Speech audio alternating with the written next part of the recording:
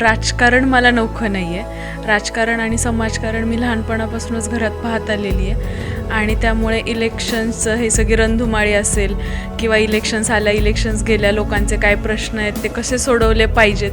त्या गावोगावी फिरताना पण फक्त दादांचं नाव जरी घेतलं तरी महिलांच्या डोळ्यात पाणी येते आणि आम्ही त्यांना काही म्हणायच्या आधीच आम्हाला ते सांगतात की ह्या माणसासाठी आपल्याला हे मतदान करावंच लागणार आहे आणि हा माणूस सगळ्यांचा होता. म्हणजे इतका मोठा नेता जो इतक्या मोठ्या पातळीवर काम करत असतो त्याने माझ्यासारख्या एका नवख्या मुलीला इतक्या सगळ्या गर्दीतून पण त्यांचं लक्ष गेलं की आपण सगळ्यांना भेटलो, आपण हिलाच भेटलो नाही. बरं आपण तिला भेटलो नाही तर आपण तिकडं चाललो आहे तर आपण तिला तिथं बोलवून घ्यायचं. तिथं उतरल्यावर तू चांगलं भाषण करते, कधीतरी त्यांनी काहीतरी ऐकलं असेल त्याच्यावरून तू चांगलं भाषण करते. म्हणजे इतकं सगळं लक्षात ठेवणं हे अजितदादाच करू शकतो. दुर्गाडे सर हे जे आज नाव आहे त्याच्यात राष्ट्रवादी काँग्रेस पक्ष, साहेब, ताई सगळ्यांचा वाटा आहेच, पण सगळ्यात मोठा वाटा जो असेल तो अजितदादांचा आहे. दोन्ही राष्ट्रवादीच्या नेत्यांचं मनोमिलन झालंय का? तुला काय कोणाची मदत होती का? खरं तर राष्ट्रवादी एकच होती. थोडेसे मतभेद झाले होते, मनभेद कुणाचेही नव्हते, मनाने सगळे एक होते. नमस्कार, स्टार महाराष्ट्र न्यूज चॅनलमध्ये आपणा सर्वांचं स्वागत आहे. सध्या जिल्हा परिषद आणि पंचायत समितीच्या निवडणुकीची रणधुमाळी चालू आहे. याच पार्श्वभूमीवरती पुरंदर तालुक्यातील जिल्हा परिषदच्या अनेक गटांमध्ये सर्वच उमेदवारांची धावपळ आपल्याला त्या ठिकाणी चालू असल्याची पाहायला मिळते. पंचायत समितीचे उमेदवार गावोगावी जात आहेत, भेटीगाठी करत आहेत. याच पार्श्वभूमीवरती अतिशय महत्त्वाचा जिल्हा परिषदचा गट आहे तो म्हणजे नीरा कोळविरे गट. या नीरा कोळविरे गटाबाबतीत आपल्याला जर बोलायचं झालं तर हा प्राध्यापक दिगंबर दुर्गाडे सर असतील यांचा बालेकिल्ला असलेला हा आपल्याला जिल्हा परिषदचा मतदारसंघ पाहायला मिळतो आहे. आता यावेळेस अनेक पक्षांनी त्या ठिकाणी आपापले उमेदवारांना उभं केलं आहे. शिवसेना असेल, भाजप असेल, राष्ट्रवादी असेल, उद्धव बाळासाहेब ठाकरेंचा गट असेल, अनेकांनी त्या ठिकाणी आपले उमेदवार उभे केलेले आपल्याला त्या ठिकाणी पाहायला मिळत आहेत. याच पार्श्वभूमीवरती अतिशय महत्त्वाची उमेदवारी ज्यांना मिळाली ते प्राध्यापक डॉक्टर दिगंबर दुर्गाडे सरांची कन्या डॉक्टर असलेली अतिशय उच्च शिक्षित आहे. आपल्याशी आज चर्चा करण्यासाठी आहे उच्च शिक्षित असलेली, डॉक्टर असलेली, पण डॉक्टरकी न करता एक समाजाची तिला सेवा करायची असं ती सांगत असलेली प्राध्यापक असलेले डॉक्टर दिगंबर दुर्गाडे सर आहेत. त्याची आईसुद्धा त्या ठिकाणी शिक्षिका आहे. अशी प्राजक्ता नवखी उमेदवार आहे आणि पहिल्यांदाच ती जिल्हा परिषदची निवडणूक लढवत आहे. प्राजक्ता, तुझं स्टार महाराष्ट्र न्यूजमध्ये प्रथम स्वागत. थँक्यू.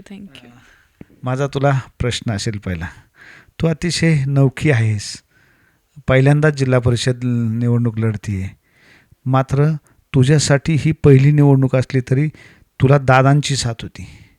ज्यांनी तुला उमेदवारी दिली ते अजित पवार उपमुख्यमंत्री होते. दादा आत्ता नाहीत. काय वाटतं तुला?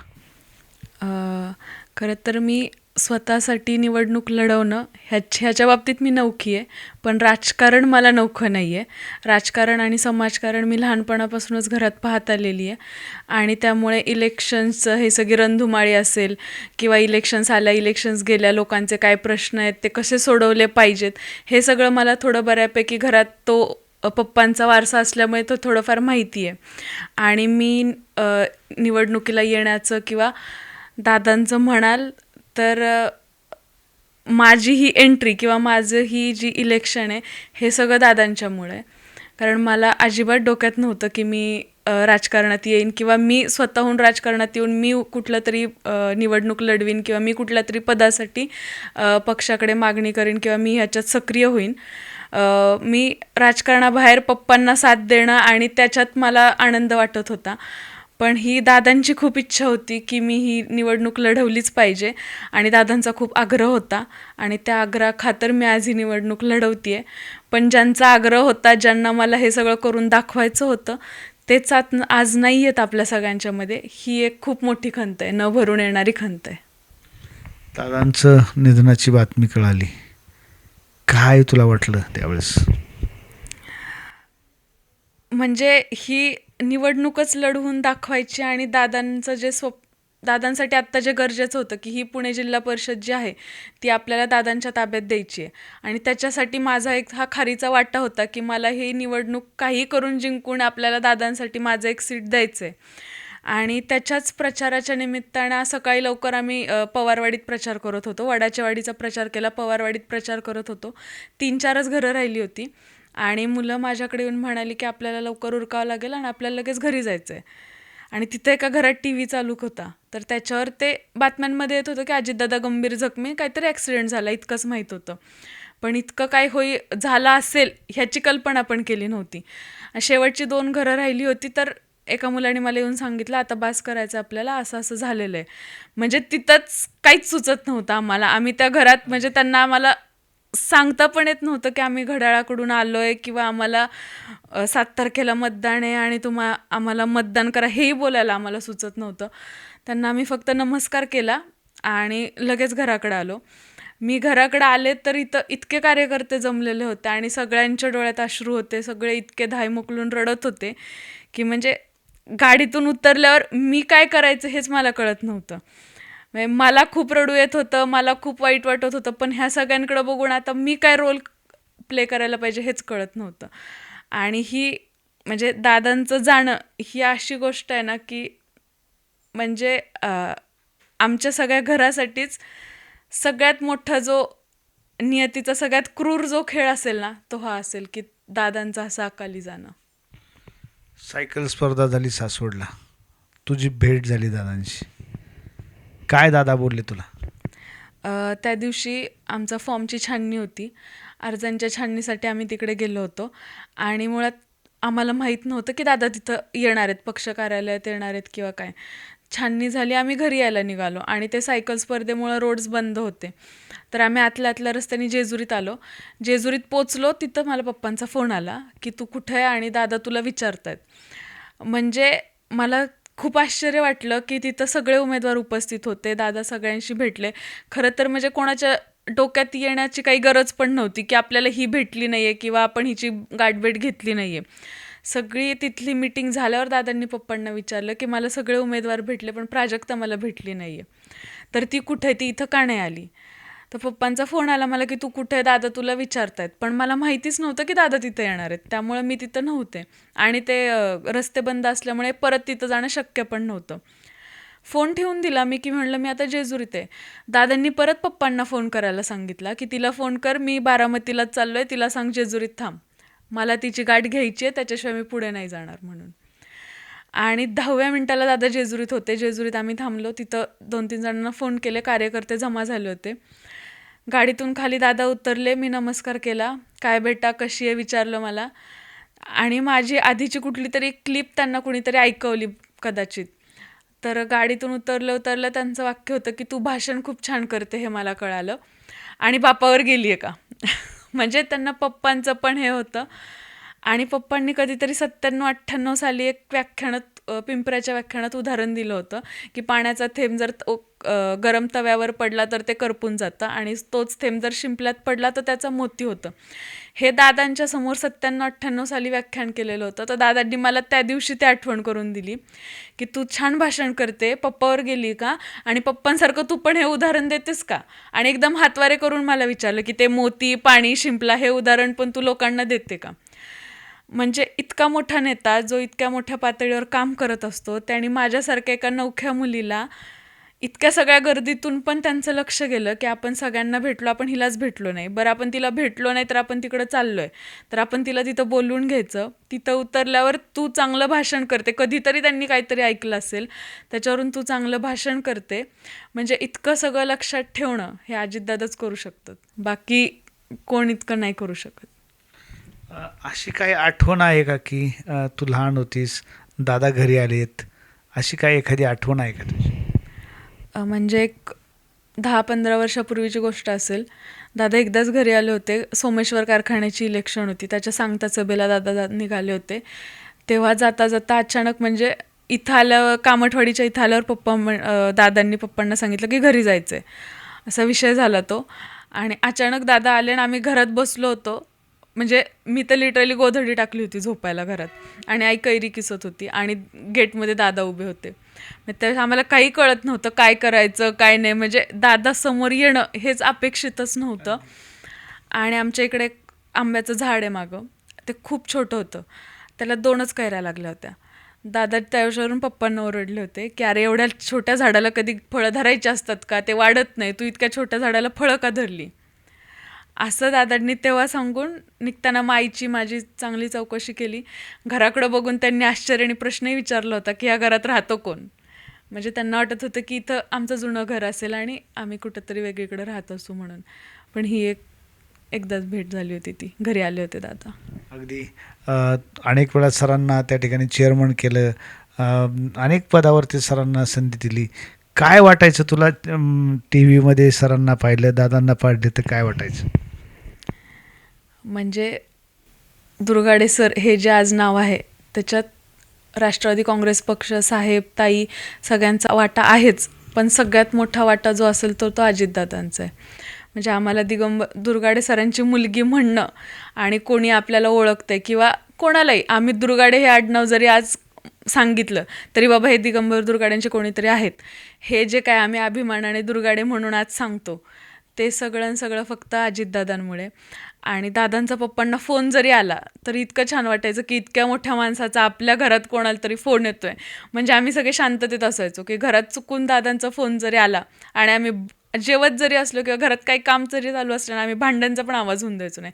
इतक्या मोठ्या नेत्यांना, आपल्यासारख्या सर्वसामान्य कार्यकर्त्यांच्या घरात त्यांचा फोन येतोय. आणि जेव्हा म्हणजे पप्पा टी व्हीवर दिसले किंवा दादांच्या सोबत पप्पांचा एखाद्या मिटिंगचा फोटो आला, ती म्हणजे आमच्यासाठी छोटी, सगळ्यांसाठी छोटी असेल पण आमच्यासाठी खूप मोठी गोष्ट असायची की ह्या माणसासोबत आपला फोटो आहे. आणि आता ते फक्त आठवणी राहतील, पुढं नवीन फोटो येणार नाहीत हे असे. आता मला तुझा महत्त्वाचा प्रश्न विचारायचा आहे. तू नीरा कोळविरे गटातून जिल्हा परिषदची निवडणूक लढतेस.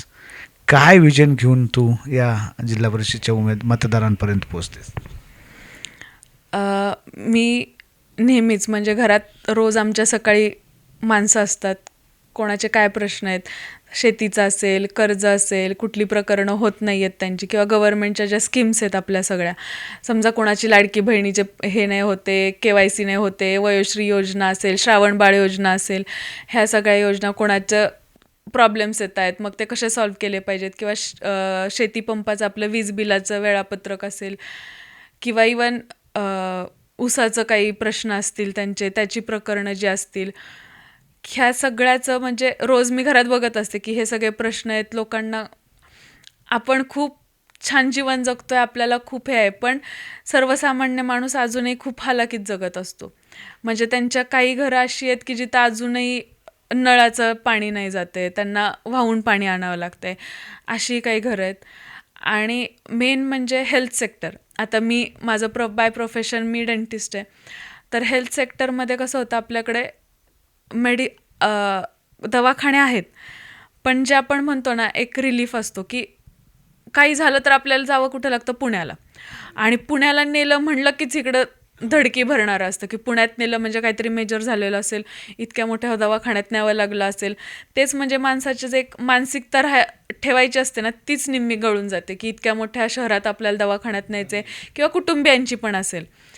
तर ते थोडंसं रिड्यूस करून जर आपण आपल्या ग्रामीण भागात चांगल्या हेल्थ फॅसिलिटीज प्रोव्हाइड करू शकलो तर मला वाटतं तो खूप मोठा आधार राहील आपल्या इथल्या लोकांसाठी. प्लस आता आपण बघतो की ग्रामीण भागात जास्त तरुण पिढी नाही राहते, नोकरीच्या निमित्ताने असेल, काही अजून शिक्षणाचं असेल, काही असेल, तर आपलं ग्रामीण भागातून शहरी भागात मायग्रेशन खूप आहे.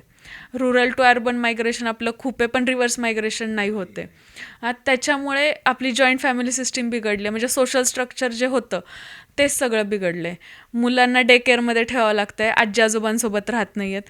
जे ऑर्गॅनिक आपण आधी खात होतो ते नाही होते, शेतीत पिकतं आहे पण तिकडे ते शहरात आपल्याला पोचवू शकत नाहीत वृद्ध आईवडील असल्यामुळे, किंवा शेतीत राबायला कोण नाही आहे म्हणून आपण ऊस किंवा ह्या सगळ्या गोष्टींकडे वळालो आहे की आपली जी ट्रेडिशनल फार्मिंग आहे ते आपण फार करत नाही आजकाल. किंवा आता शाळांचा प्रश्न असेल, जिल्हा परिषदेच्या किंवा ह्या ज्या शाळा आहेत आपल्या, आपण म्हणतो क्वालिटी खराब झाली, पण ती दृष्टिकोन बदलला आहे लोकांचा. शिक्षक चांगले आहेत सगळे, पण काहीतरी मला असं वाटतं की आपल्याला एक मनात माइंडसेट तयार झालं, इंग्लिश मिडियमला शिकतोय, शहरात शिकतोय, असं शिकतोय म्हणजे माझा मुलगा खूप छान शिकतोय हे. तर ती थोडी कन्सेप्ट मला वाटतं की जिल्हा परिषदेच्या माध्यमातून अजून काही वेगळ्या आउट ऑफ द बॉक्स जाऊन काही प्रशासनाच्या मदतीने आपण अजून काही करू शकलो तर आपण, मला वाटतं की थोडंसं, मला ही खूप खंत आहे की सगळेच गावाकडून शहरात राहायला जात आहेत, तर थोडं रिव्हर्स मायग्रेशन करून शकले मी, तर मला वाटतं की मी काहीतरी समाजाला माझं कॉन्ट्रीब्युशन दिलं आहे. अगदी. दुर्गाडे सरांनी जी कामं केलेली आहेत, अजित पवारांची कामं केलेली आहेत, याचा तुला या निवडणुकीमध्ये काय फायदा होऊ शकतो का? नक्कीच. दादांचं विजन तर आहेच आणि पप्पा पण जिल्हा परिषदेचे सदस्य होते आधी 97 ते 2002. तर मला त्यांचं नक्कीच मार्गदर्शनही मिळेल आणि त्यांना सगळ्यांच्या नसा माहिती आहेत, ग्रामीण भागाच्याही असतील किंवा कुठं काय आपल्याला करणं गरजेचं आहे, कुठं काय केलं पाहिजे, ह्याचं मार्गदर्शन त्यांच्याकडून मिळेलच. म्हणजे एकदा मी आत्ता प्रचारात असताना कर्नलवाडीला गेले होते. तिथं मला लोकांनी दाखवलं की तिथली जी व्यायामशाळा आहे ती पप्पा 1997 साली जिल्हा परिषद सदस्य झाल्यावर पहिलं काम जे केलं होतं त्यांनी, किंवा पहिला निधी जो दिला होता तो त्या कर्नलवाडीच्या व्यायामशाळेला दिला होता. किंवा आत्ता पण गावोगावी जाताना की बाबा लोक सांगतात की हा ना दुर्गाडे सरांनी केलेलं काम आहे. किंवा आत्ता अजितदादांच्या मार्फत DPDCतून पण खूप निधी आला होता. तर हा रस्ता ना दादांकडून सरांनी पैसे आणले होते आणि आमच्यासाठी हा रस्ता केलेला आहे. किंवा एखादी टाकीचं असेल किंवा नळाच्या योजना असतील किंवा लिफ्टचं का असेल, ते इरिगेशन प्रोजेक्ट्स, तर त्यांचा सगळ्यांचा मला नक्कीच फायदा होईल. दुसरा प्रश्न. आता 2 राष्ट्रवादी होत्या, म्हणजे आत्तासुद्धा आहेत. दोन्ही राष्ट्रवादीच्या नेत्यांचं मनोमिलन झालं आहे का? तुला काय कोणाची मदत होती का? स्थानिक कार्यकर्तेसुद्धा तुझ्याबरोबर आहेत का दोन्ही राष्ट्रवादीचे?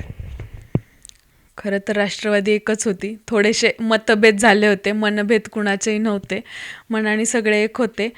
आणि आत्ता म्हणाल तर मला सगळ्यांचा पाठिंबा आहे आणि सगळ्यांचं, म्हणजे स्वतःची लेक असल्यासारखे सगळे माझ्यासाठी पळत आहेत. म्हणजे अगदी सुदामप्पा झाले, आपले विजय साहेब झाले, कोलते साहेब झाले, दत्ता आबा असतील किंवा माहूरकर साहेब असतील किंवा ग्रामीण भागातून सगळेच, आता फारशी नावं नाही घेत मी, राजेश चव्हाण असतील, लक्ष्मणदादा असतील, सगळ्यांनीच खूप आपुलकीने आणि खूप प्रेमाने माझं ह्या सगळ्यात स्वागत केलं आहे आणि सगळेच माझ्यासाठी खूप कष्ट घेत आहेत. तर तुमच्या माध्यमातून मी त्यांचेही आभार मानेन. उपमुख्यमंत्रीपदाची शपथ सुनेत्रा वहिनींनी घेतलेली आहे. काय वाटतं तुला, त्यांचा काय फायदा होऊ शकतो का? खरं तर आत्ता ह्या सगळ्या ज्या घडामोडी घडत आहेत ते आमच्यासाठी, म्हणजे कुठल्या पद्धतीने व्यक्त व्हावं कार्यकर्त्यांनी किंवा आम्ही सगळ्यांनीच, हे आमच्यासाठी अजूनही कोड आहे.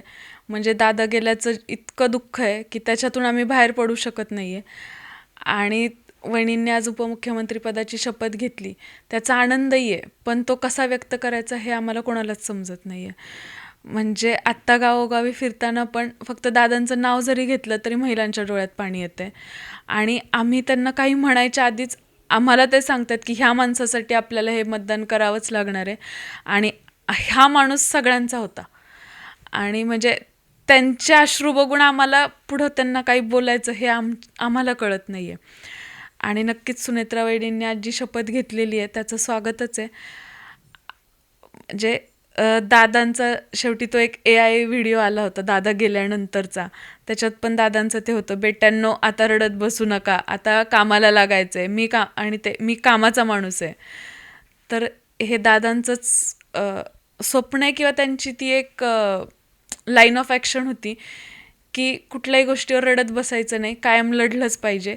म्हणजे पुणे महानगरपालिका किंवा पिंपरी चिंचवड महानगरपालिकेचा निकाल लागल्यानंतरसुद्धा, म्हणजे दादांना पराभव झाल्यानंतरसुद्धा आपली सत्ता आली नाही तिथे, तरी पण दुसऱ्या दिवशी हा माणूस कामाला होता. किंवा कुठल्याही गोष्टीत, कितीतरी गोष्टीत दादांचं आपल्याला असं वाटतं की आता म्हणजे खूपच सगळीकडून त्यांच्यावर अटॅक होतोय, खूपच ते चक्रव्यूहात अडकलेत, तरी पण दादांनी हे कधी दाखवून दिलं नाही, बाहेर कधी ते व्यक्त केलं नाही, ते दुसऱ्या दिवशी परत कामाला असायचे.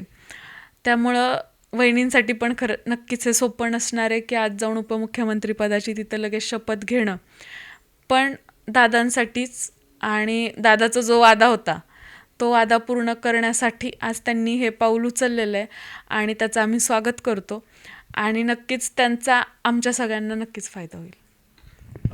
नक्की. आता शेवटचा प्रश्न, मतदारांना तू काय आवाहन करशील? आपला सगळाच मतदार म्हणजे ज्येष्ठ नागरिक असतील, महिला असतील, तरुण असतील, सगळेच सुज्ञान आहेत, सज्ञान आहेत. त्यांना काय चाललं आहे, काय नाही हे सगळं कळतं. आणि राष्ट्रवादी काँग्रेस पक्ष आपला केंद्रात सत्तेत आहे BJP सोबत. राज्यातही आपण महायुती सरकारमध्ये आहे. तर आपला जी पंचायती राज सिस्टीम आहे त्याच्यात जर आपण पुणे जिल्हा परिषद आणि आपली पंचायत समिती ही आपल्या राष्ट्रवादीच्या ताब्यात दिली तर नक्कीच सगळ्या स्तरावर आपण आहे. तर निधी येणं आणि आपल्याकडं विकासाची गंगा वाहणं सोपं जाईल आपल्याला. तर मी सगळ्यांना आवाहन करते की मी नीरा शिवतक्रार जिल्हा परिषद मतदारसंघातून आणि माझ्यासोबतच नीरा शिवतक्रार पंचायत समिती गणामधून आपल्या मोनिकाताई कांबळे आहेत आणि कोळविरे पंचायत समिती गणामधून स्मिताताई निगडे. आम्हा तिघींनाही येत्या 7 तारखेला आपण घड्याळासमोरील बटन दाबून भरघोस मतांनी विजयी करावं ही मी आपल्या सर्वांना नम्र विनंती करते आणि हीच दादांनाही आपली श्रद्धांजली असेल. तर आपण पाहिलं की डॉक्टर प्राजक्ता दुर्गाडे हिने अतिशय साध्या सोप्या भाषेमध्ये आपल्याशी चर्चा केलेली आहे. निश्चितच मी तिच्याशी चर्चा करताना मला दुर्गाडे सर आठवायचे आणि सर जे जशी वक्तृत्व करतात, जसं बोलतात, तिच्यामधले ते हावभाव मला त्या ठिकाणी पाहायला मिळाले. निश्चितच अजित पवारांनी तेच ओळखलं असतील आणि मला प्राजक्ता दिसली नाही, मला प्राजक्ताला भेटायचं आहे, जेजुरीमध्ये थांब असं सांगितलं आणि प्राजक्ताशी 10 मिनिट दादांनी चर्चा केली. तिला अनेक दुर्गाडे सरांची उदाहरणं दिली आणि बापावर गेलीस अशी कौतुकाची थाप तिला दिली आणि तिचं कौतुक करून तिला जिल्हा परिषदला शुभेच्छा दिल्या. अशी प्राजक्ताने आज आपल्याशी मुलाखत केलेली आहे. प्राजक्ताला तिच्या भावी वाटचालीसाठी आपण स्टार महाराष्ट्र न्यूज चॅनलकडून खूप खूप शुभेच्छा देऊयात. थँक्यू. नवनवीन घडामोडी पाहण्यासाठी स्टार महाराष्ट्र न्यूजला सबस्क्राईब करा आणि ताज्या बातम्यांचे अपडेट मिळवण्यासाठी बेल आयकॉनला प्रेस करा आणि परिपूर्ण बातमीबरोबर रहा, इतरांपेक्षा एक पाऊल पुढे.